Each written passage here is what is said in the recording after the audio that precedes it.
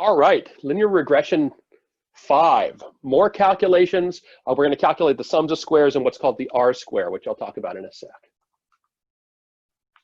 So sums of square residual. Sums of square residual is the difference between the actual score y and the predicted score y prime. The first step is to take each individual score and subtract the predicted score. So for the first score, I've done it here, 25 minus 31.14 is negative 6.14. You can see we do that for every single score. The next step is to take each different score and square it. So negative 6.14 squared is 37.6. Remember, whenever you square something negative, it becomes a positive. Then the third step is to add them all together. And you can see I've added them all together and they come to 536. Good check here is that this must be equal to or less than the sums of square total. Our sums of square total was 700, so we know that this could, it at least doesn't look like it's wrong. Sums of square regression, again, that's the difference between what the prediction tells us and what we would already know by knowing the mean. So that's the predicted score minus the mean. First step, take each predicted score, subtract it from the mean. Here the mean is 35, so for the first score we get a score of negative 3.86. One thing we might notice immediately is that these values tend to look a little smaller than some of these for the residual. Next step is to square all of them. And you can see I've squared them here. 3.86 squared is 14.9. And then finally, add them all up. 14.9 plus 2.7 plus 1.2 and so on. This gives us 164. One thing that this tells us is we're going to get small numbers in those situations where we're pretty far off from predictions. And we're going to get bigger numbers when we're doing a better job in predicting our scores. And when we sum this, it comes to 164. We have 164 here.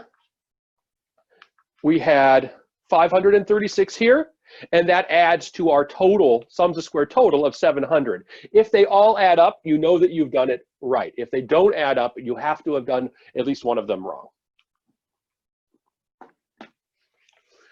All right, what do we use these sums of square values for? Sums of squares are not generally reported in regression designs, but they're commonly converted to another statistic called R-squared. R-squared represents the proportion of the total variability that we could explain. What proportion of that sums of square total fell in sums of square regression? This will range from 0 to 1, so we're not dealing with values like 600, 700 that don't have any context. Here we're dealing with values that range from 0 to 1. Bigger values mean better explanation. Smaller values mean worse explanation. And again, these are a function of the sums of square values.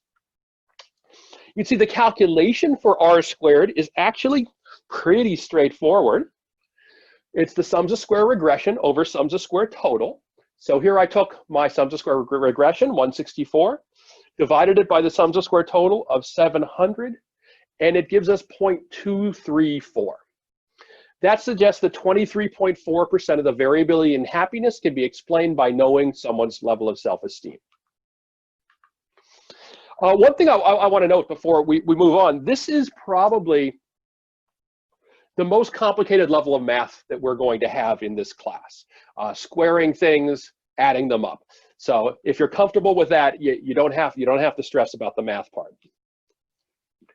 All right, so students often ask, well, what's a good R-square value? I'm sorry, this should say happiness. In the previous example, predicting happiness, we found an R-square of 0.23.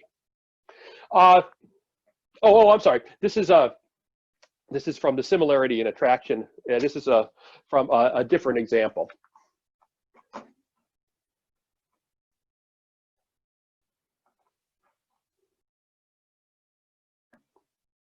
Okay, let's restart that. I just cleaned up the slide that had an error on it to reduce any confusion.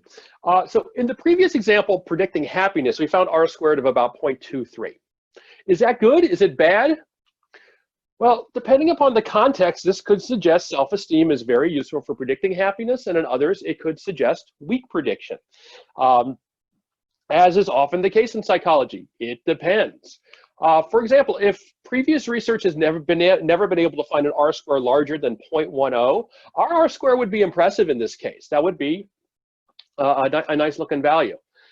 If previous research consistently finds variables that produce R square of 0.4, our research is kind of less impressive. Yet people already are able to explain happiness much better. So again, it really depends on the context of the research situation. There are no rules of thumb that can be applied here.